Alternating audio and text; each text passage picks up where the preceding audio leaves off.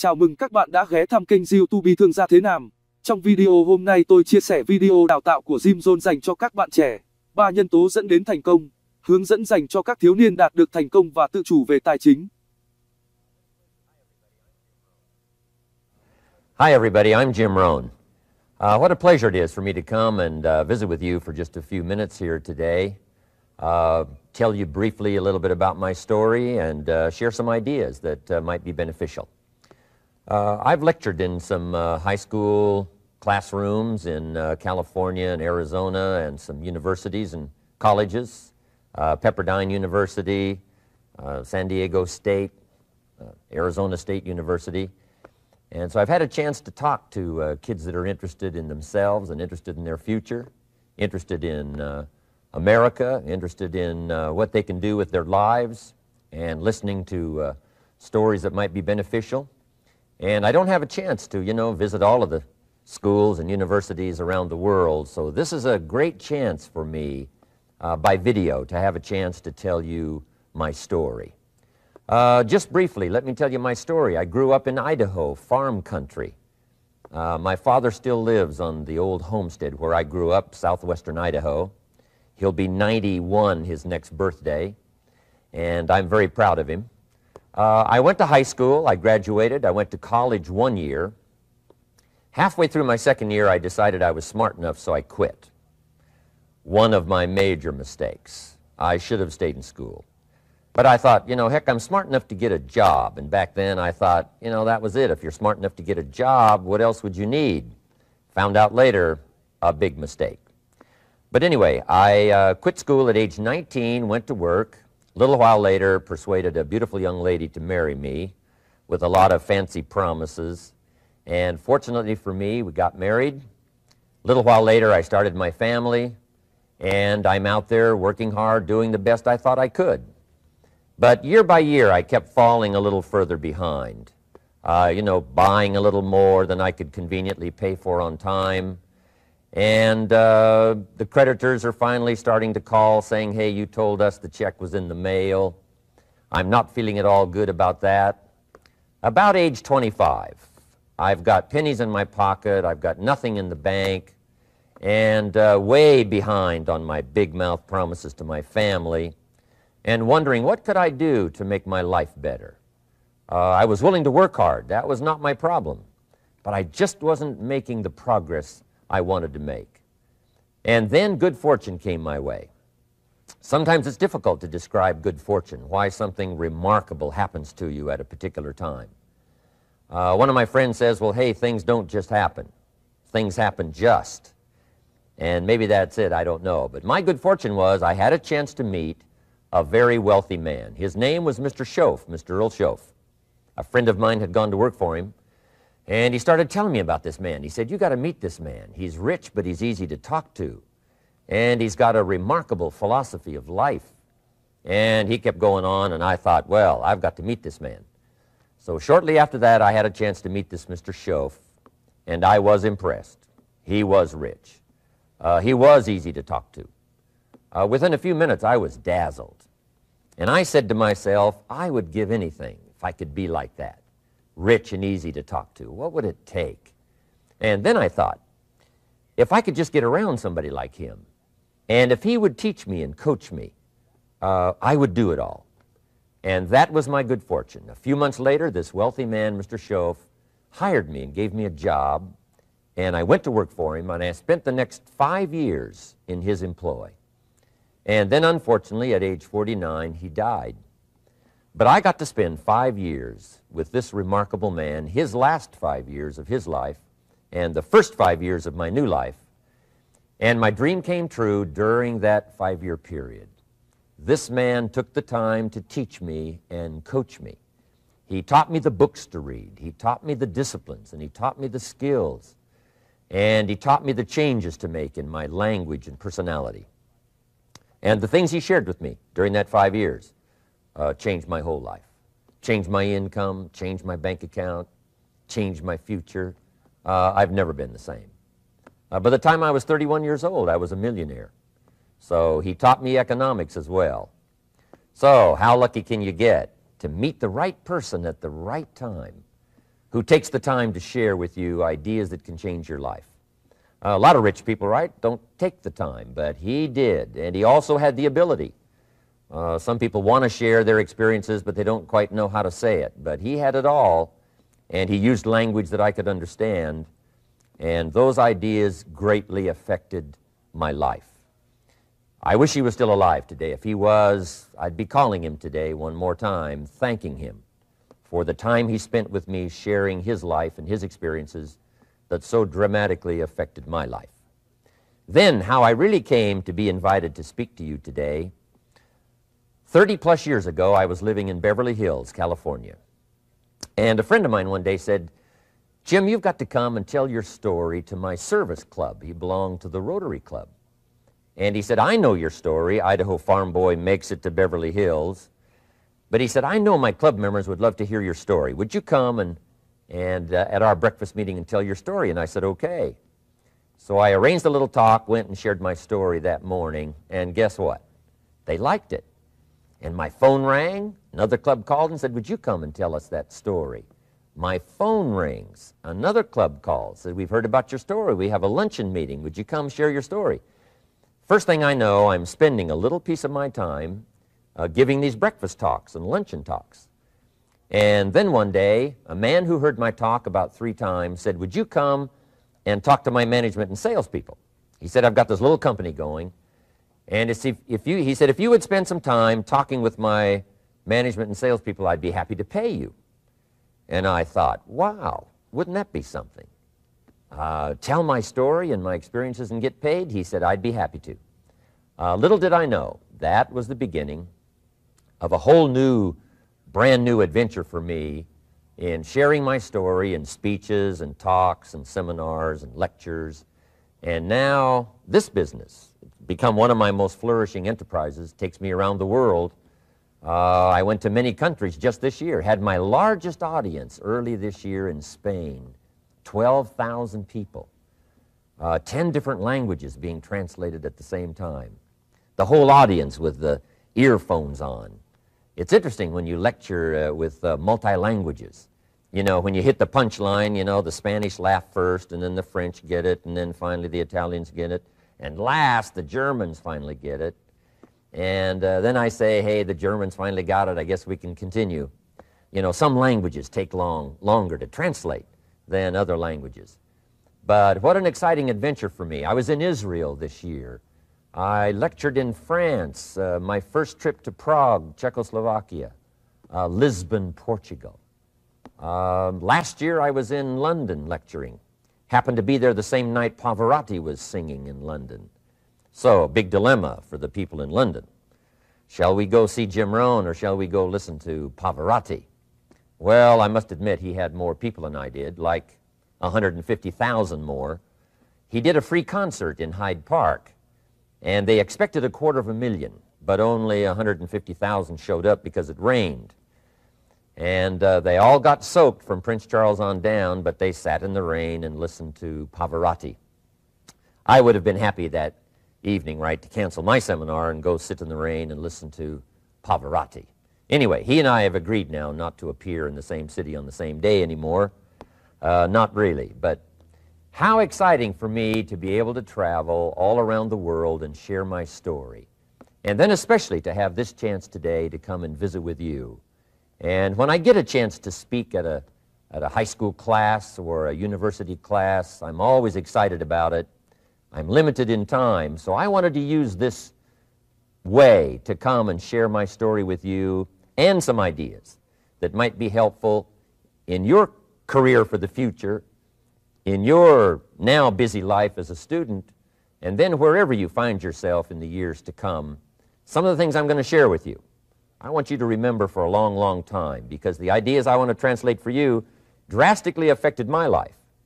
And if I can share now and affect your life, and you write me a letter or tell me in person someday, "Mr. Rohn, I listened to your video and I watched it carefully, and sure enough, some of the ideas that you shared greatly affected me, and here's what's happened to my bank account, here's what happened to me in school, here's what's happening to my future," that'll give me great, great satisfaction.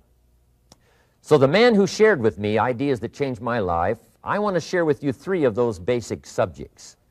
When I met him, I was 25 years old. And when I first got acquainted with him, I used a lot of excuses as to why I wasn't doing well. And he said, well, tell me a little bit about your story. And I told him, you know, I was behind on my bills, had pennies in my pocket, nothing in the bank, that I was embarrassed about being behind on my big mouth promises to my family. And then he gave me one little simple phrase that really forever changed my life. And here's what he said. Mr. Rohn, if you want the future to change for you, you've got to change.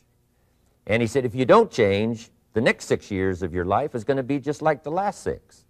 You'll still be behind on your bills. You'll still be behind on your promises.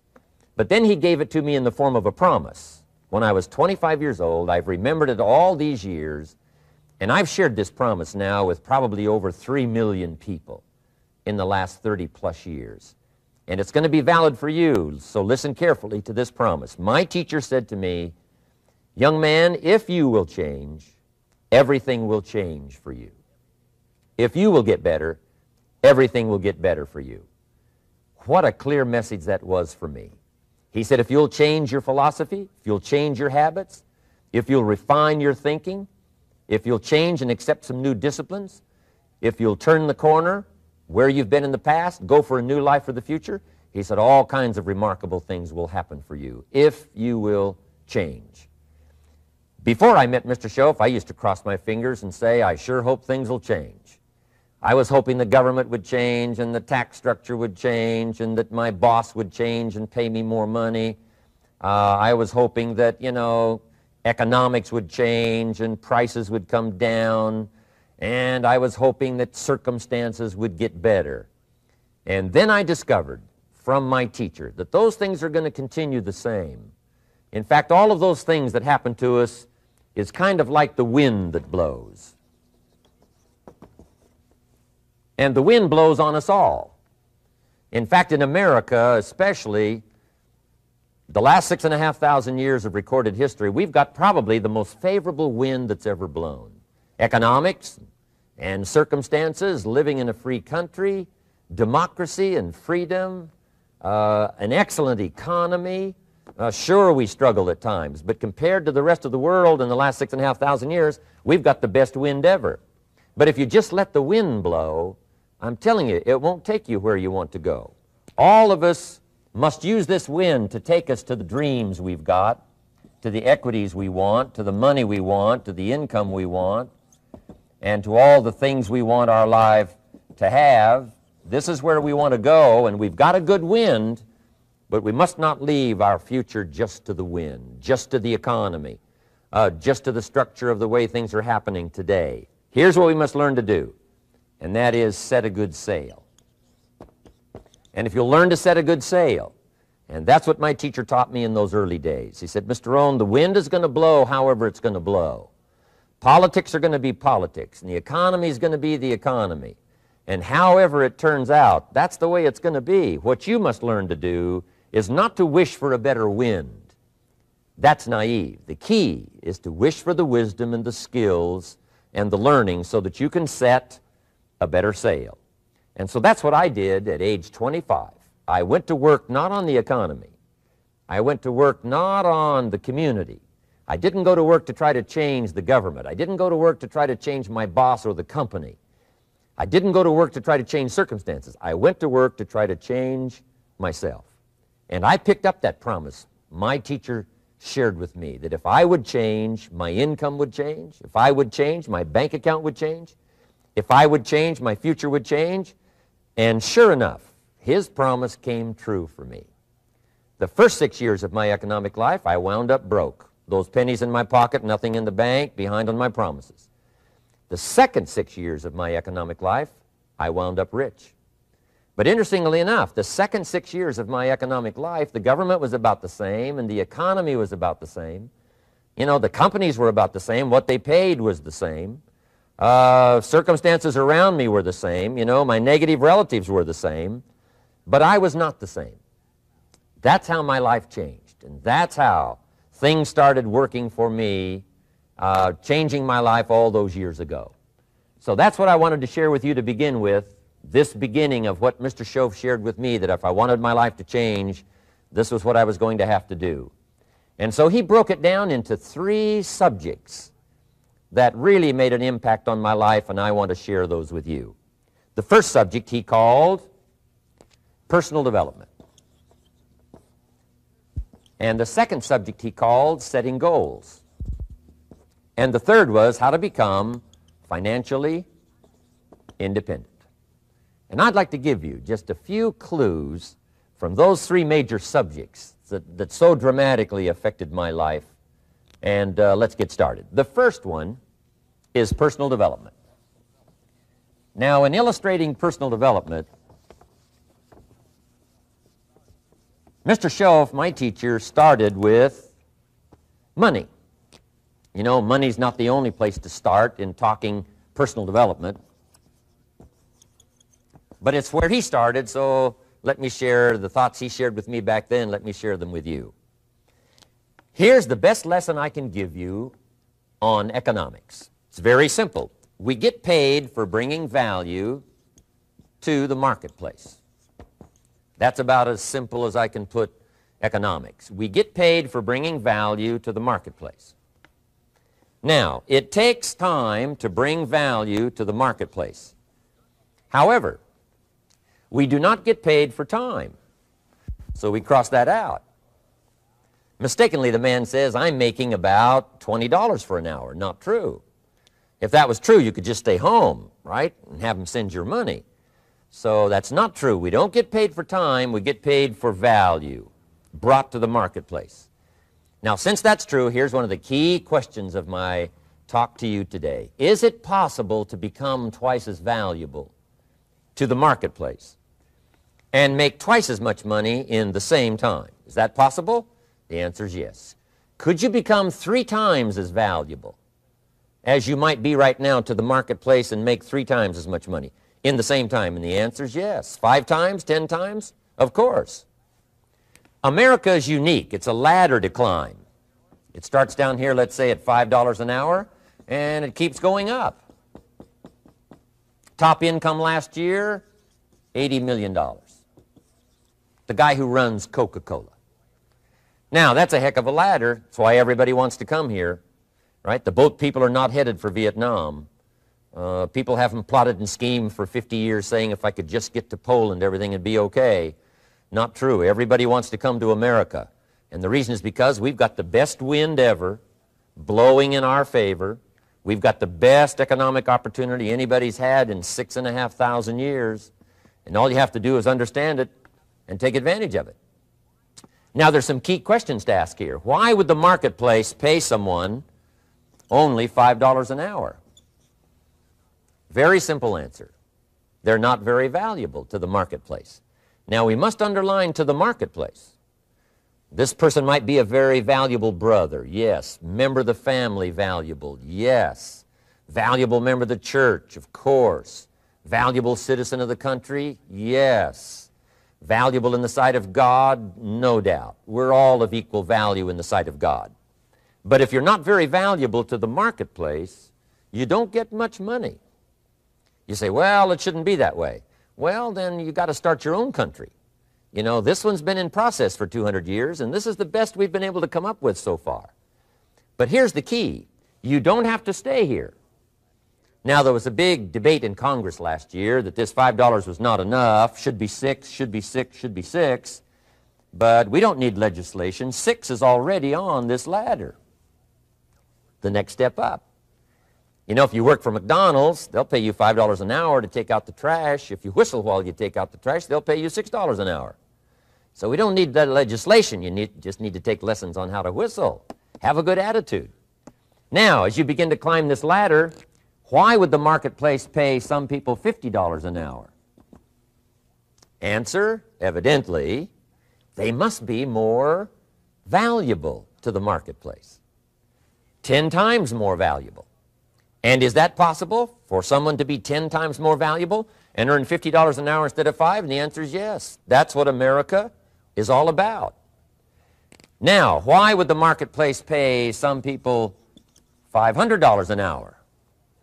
Evidently, this person must be much more valuable to the marketplace. That's what's important to understand, to the marketplace. And would the marketplace pay one person $80 million for 1 year's work? And the answer is, of course. If you helped a company make $1 billion, would they pay you $80 million? I'm telling you, it is possible. And that's why America is so exciting. That's why this financial ladder is so exciting.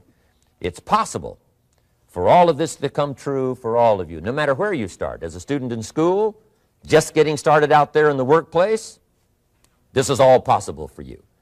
Now, Mr. Schoaf gave me the clue on how to climb this ladder as high as I wanted to climb. Now, we're talking primarily economics here. There's a lot of other ways to become valuable to your family, valuable to your friends, valuable to the community, valuable to the team, right? Valuable to the team effort, valuable to the concert. But here's what he said to me. In climbing this ladder economically, all you have to do is work harder on yourself than you do on your job. Once I heard that, it made sense to me.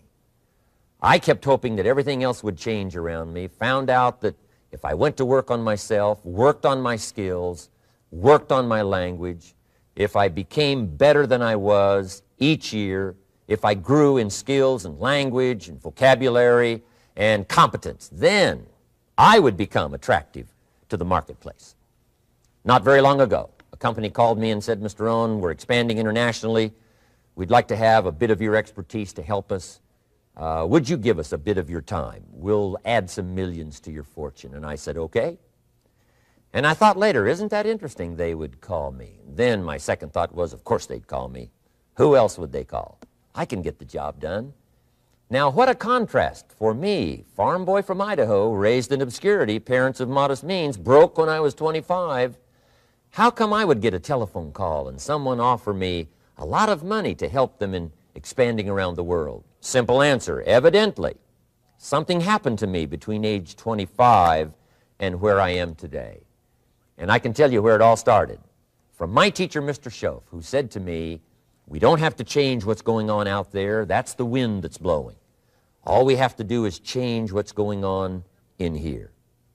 And now there's several ways to do that on personal development. And let me give you those ways. Here's the first one. We must learn from personal experience.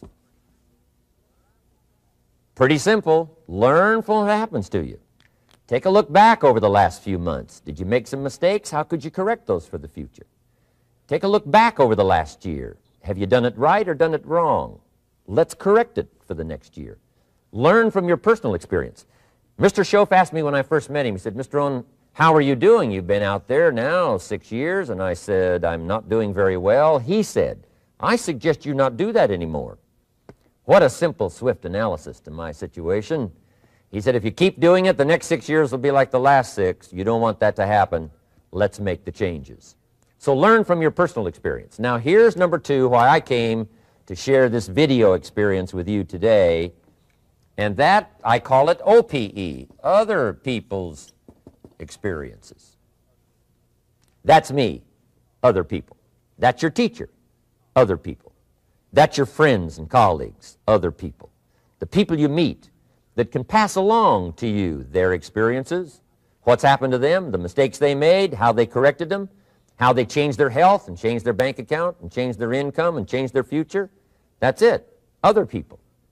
Now, there's 2 kinds of people to learn from. One is failures. It's too bad failures don't give seminars, right? That would be valuable. Bring your notebook, have them tell you how they lost it all and threw it all away, threw their health away and threw their friendships away and things didn't work out well. That would be valuable. But now then we must also learn from positive, people that have done well. They've got the health, and so we ask them, how did you become so healthy? They've got the skills, so we ask them, how did you become this skillful? They've got the income, so we ask them, how did you get here in such a short period of time? So now here's what's important in personal development. In learning from other people, we learn, number 1, by observation. We learn what we see. We watch people that are successful in what they do. In sports, we watch their disciplines. In business, we watch their disciplines by observation, what we can see. The reason I created this video is something that you could see someone's experiences translated for you. Second, we learn by what we hear. I've got some of my lectures on cassette tapes, so you can take them with you wherever you go and learn by listening. Turn your car into a mobile classroom and listen. And then listen to the sermon on Sunday morning. Listen to the lectures. Listen to the teacher. Listen to someone who's got something good to say. And then number 3 is vitally important on personal development, and that is read all the books you can possibly read in your lifetime. Mr. Schoaf got me started on my library. I've got one of the better libraries. Haven't read everything in it, but I feel smarter just walking in it, my library. At least I was smart enough to buy it. Now I got to be smart enough to read it. And then, of course, I got to be smart enough to decide what's valuable and then do it. But this one is very important. Become a good reader. Some books that helped change my life. Mr. Schoaf recommended, of course, the Bible. And my parents made sure I was a pretty good scholar by the time I was 18. That's been so beneficial for me, drawing from those illustrations, reading about those stories, people who made it and people who didn't make it, and what the difference was. And then other books that helped to really change my life. One called Think and Grow Rich by Napoleon Hill.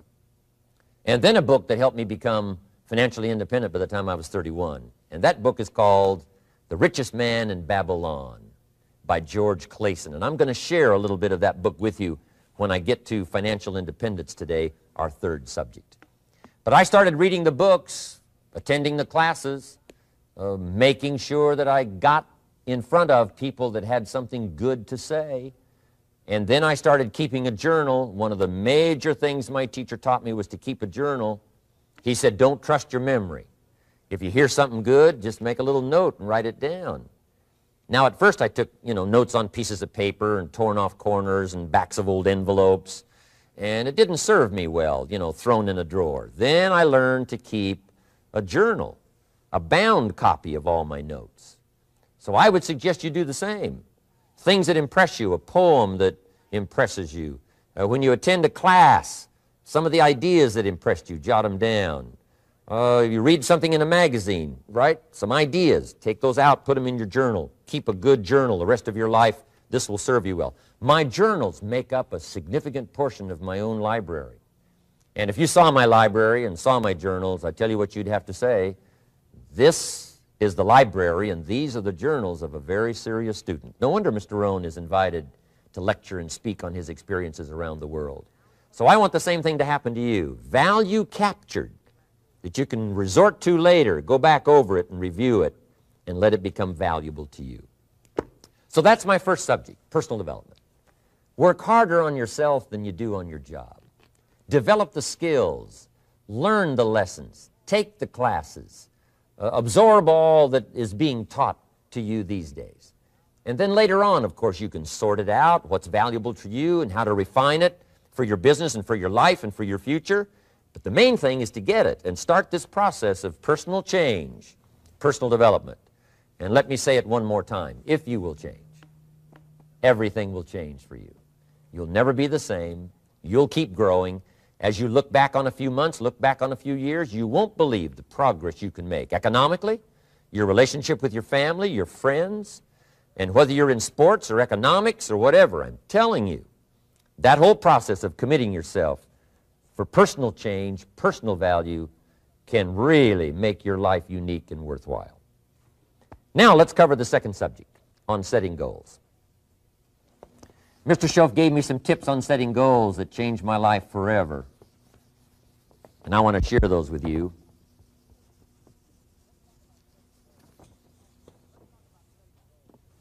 So let's talk about setting goals, and I also want to tie it to personal development, and you'll see how I'm going to do it as I progress here. Setting goals. We need to take a look into the future. There are 4 things to consider in terms of attitude. One is how you feel about the past. Best advice I can give you on that is treat the past as a school. Let it teach you the mistakes you've made, the things that went wrong, the things that didn't work. Don't use the past as a burden to carry, and don't use the past as a club to beat yourself to death. Past losses, past failures, past mistakes. But let the past be a school. Tough school maybe. We've all been through some tough stuff. So if you feel good about the past, draw from it for experience and let it teach you. Then next is how you feel about the future. We've got to have the future well designed. The future is called the promise. And here's what we teach in our leadership series. The promise of the future can be an awesome force for your own future. The promise of the future, designing the future. There's two ways to face the future. One is with apprehension, and the other is with anticipation. I promise you, in my travels around the world, most people face the future with apprehension. And here's why. They don't have it well designed. They've sort of left that up to someone else to fix. But here's the best way to face the future, with anticipation.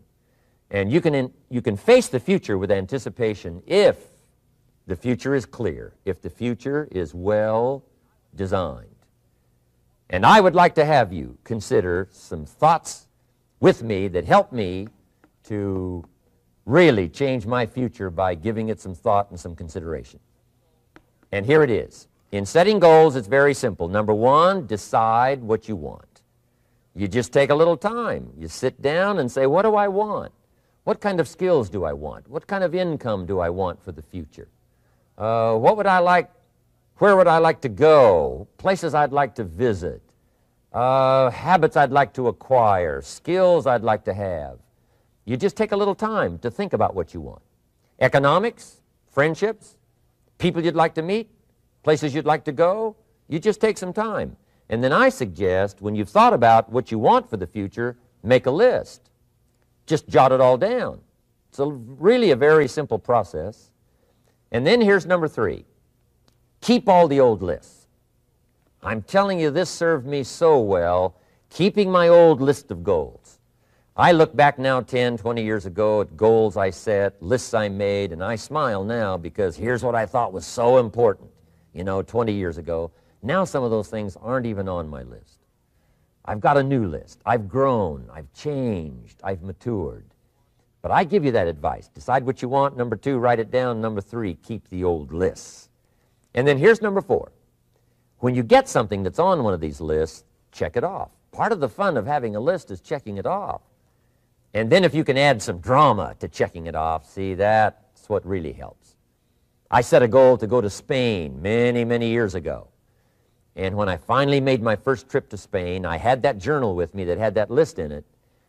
And while I had my journal on my lap, waiting for the wheels to touch down in Madrid, I waited until the wheels touched the runway, and I checked it off. Just adding a little drama. So, part of the fun of having a list is checking it off. Now, here's what's important about the lists and designing your future. If the future gets clear, the price gets easier. Because you got to remember, for every promise, there's a price to pay.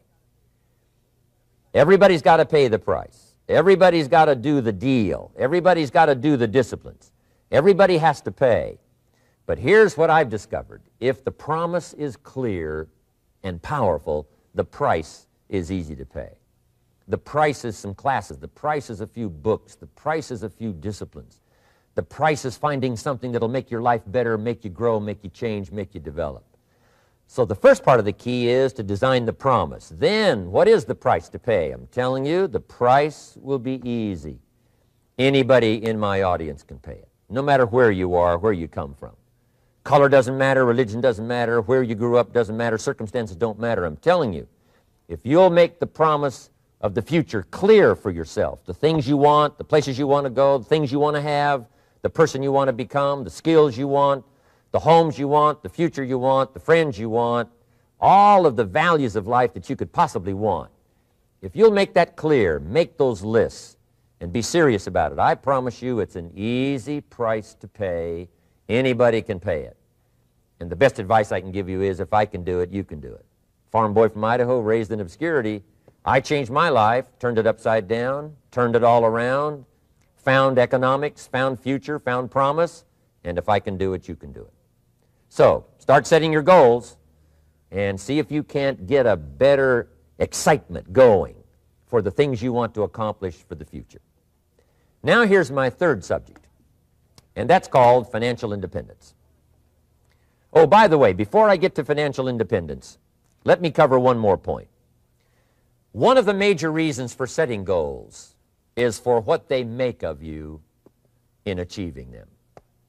My teacher advised me when I first got started at age 25, he said, "Jim, why don't you set a goal to become a millionaire?" He said, "It's got a nice ring to it, you know, enough zeros to impress your accountant." And he said, "I'm here to help you. You're only 25 years old. You've been to 1 year of college. You've got a beautiful family, every reason to do it. Why don't you set a goal to become a millionaire?" And he said, "Here's why."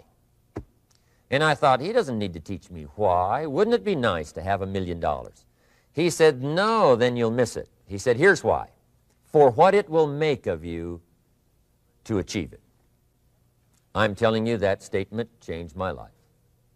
Set the kind of goals that will make something of you to achieve them. He said, "Now, once you become a millionaire, what's important is not the money." I thought, that's kind of strange teaching. He said, "Honest, it isn't important." He said, "You could just give the money away." Now, I did better than that. I lost it all. By the time I was 31, I was a millionaire. By the time I was 33, I was broke. And I'll tell you a little bit about that story later. But when I lost all my money, guess what? I found out Mr. Schoaf was right. What was valuable was not the money. What was valuable was what I became to earn the money. The skills I had, the knowledge I had about the marketplace, the values that I had going for me, they were more valuable than the money. And here's an important statement to remember. It's not what you get that makes you valuable. It's what you become. So part of the key here is to set the kind of goals that will make something of you. Don't set them too low so that you don't have to grow and you don't have to read and you don't have to try and you don't have to stretch. Don't set them too low. And then don't sell out.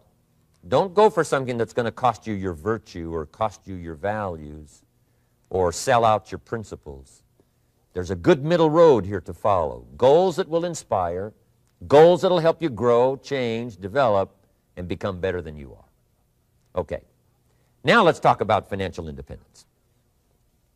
How to become rich by 40, 35 if you're extra bright, much sooner if you find an opportunity like I did. Let me show you how I did it. Financial independence. First of all,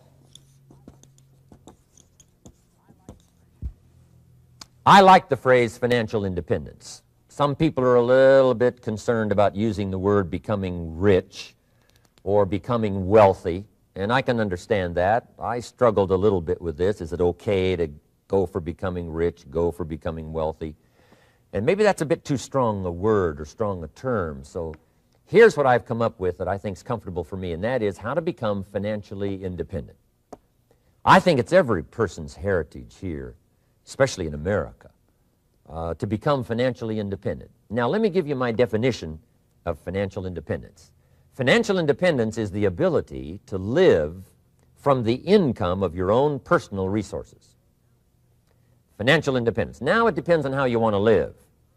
If you need $2,000 to $3,000 a month, if you need $4,000 or $5,000 a month, if you need $10,000 a month, some people may need, $100,000 a month. But whatever you would need to live, and you could earn that living from the income of your own personal resources, that's what I call financial freedom, financial independence. And let me show you how to acquire it.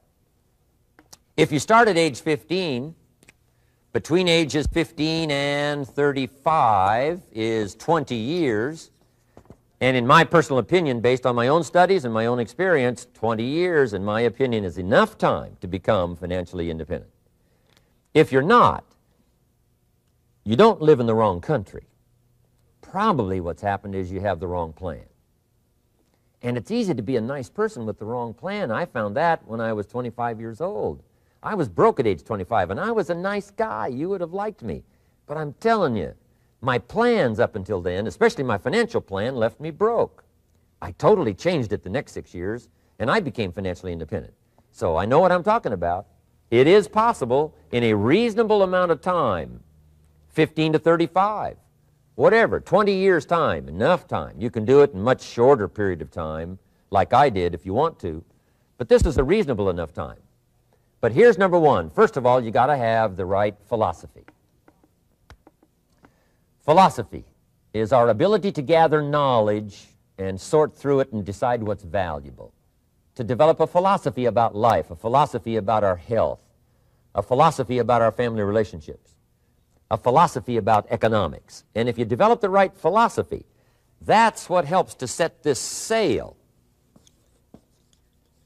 so that in 6 years it takes you where you want to go instead of winding up like I did that first 6 years of my economics, broke, no money, empty bank account. The right philosophy. Now let me give you a couple of philosophies to consider. Here's the first one. It's called the philosophy of the poor. And here it is. Poor people usually spend their money and invest what's left. That's the philosophy of the poor. Now here's the philosophy of the rich. Rich people invest their money and spend what's left. And here's the startling answer. It really doesn't matter what the amount is. What's most important is not the amount. What's really important is the philosophy. So I would ask you to adopt this philosophy of spending after you have invested. Invest first, then spend. And I've got a little formula that I'm going to share with you. Now, what should a child do with a dollar? I mean, there's a lot of debate going on, I'm sure, across the country on what a child should do with a dollar. Here's one opinion. It's only a child and it's only a dollar. What difference does it make? Well, in my opinion, it makes all the difference in the world. A person's economic future starts with a child with a dollar. Somebody says, oh, no, you're only young once. Let him spend it all. Well, when would you hope that would stop? Somebody says, well, wait till he's 50 and broke like me and, and then he'll learn. Well, no, we don't want to wait that long. If I would have known earlier than age 25, I would have changed. In high school, if they would have had classes called Wealth 1, Wealth 2, I'd have taken both classes. I would not have waited until age 25. So, the earlier the better. So, what should a child do with a dollar? Here's the simple premise to begin with. Don't spend it all. And if a child wants to spend the whole dollar, you got to say, hey, don't spend it all. Don't spend it all. They'll say, why not? It's my dollar. I earned it. You say, I know you earned it, but don't spend it all. They'll still say, why not? Say, let me show you why not. So you put them in your car, take them to the other side of town, and show them where people live that spend the whole dollar. You just drive them around. Kids learn best by visual. Just drive around and say, would you like to live here? Kid says, no. Would you like to live like these people live? Kid says, no, no. Then you can't spend the whole dollar. So, kids will get the message. So, take them to the other side of town, show them around, unless you already live there, and then just show them around. Anyway, don't spend the whole dollar. Now, let me give you my best view of what to do with the dollar. And I promise you, if you started at age 15, now if you're over 15, right, you've still got plenty of time. You still got 20 years. If you're 30, you've still got 20 years. I mean, you still got plenty of time to start what I'm about to share with you. What to do with a dollar. Here's my first bit of advice. Never spend more than 70 cents. Never spend more than 70 cents. Now, you got to pick some number, and the number you pick is going to be determined by your philosophy. It's going to be determined by what you've been taught or your experience teaching yourself. When I first met my teacher, Mr. Schoaf, I was at about 110% of each dollar. I'm down at budget finance, hawking my furniture and my car one more time. And then I learned a whole better formula for financial independence. Number one, don't spend more than 70 cents. Now, kids say to me, well, okay, what do I do with the other 30 cents? And here's what I teach them. 10 cents for charity. Charity or church, or helping people that can't help themselves. 10 cents to support worthy projects. Projects that you feel good about. 10 cents out of every dollar. It's called being generous with part of what you've taken out of society.